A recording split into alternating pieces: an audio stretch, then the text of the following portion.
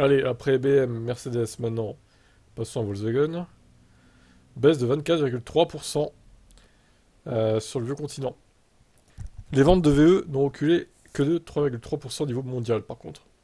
A noter que Volkswagen enregistre une hausse de 3% de ses livraisons entre janvier et mars 2024, 2,1 millions d'unités livrées, la Chine plus 8%, l'Amérique du Sud plus 14%, l'Amérique du Nord plus 5%, ont été les trois marchés les plus porteurs au cours de ce début d'année. En revanche, quand on se concentre sur l'électrique, le bilan est moins glorieux. Contrairement à Volvo et BM, ce sont les modèles thermiques qui ont permis à Volkswagen de s'en sortir sur ces trois premiers mois de 2024. Quand Volvo voit ses ventes sur l'électrique augmenter de 27%, BMW 40,6%, la firme de Wolfsburg observe les siennes baisser de 3,3%. C'est encore pire en Europe, avec une chute de 24,3% sur les VE. Entre janvier et mars 2024, le groupe n'a livré que 74 400 modèles électriques à des clients européens, contre 98 300 sur la même période l'année dernière.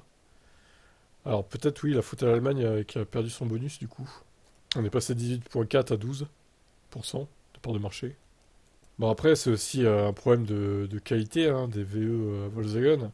Même si ça s'est amélioré, bon, au final ils se démarquent pas non plus. Donc ils se démarquent pas niveau autonomie, niveau efficience, ni niveau prix. Donc on est loin de la voiture du peuple, hein, même pour l'électrique là.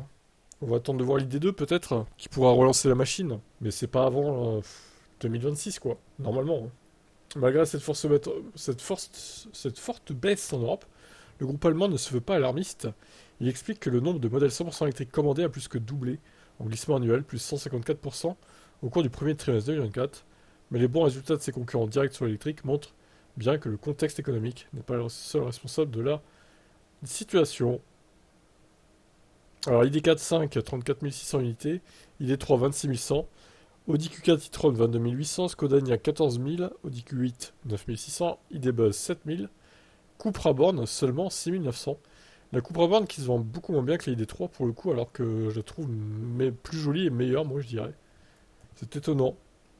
À venir, l'Audi Q6 e-tron, Porsche Macan électrique et Volkswagen ID7 Tourer.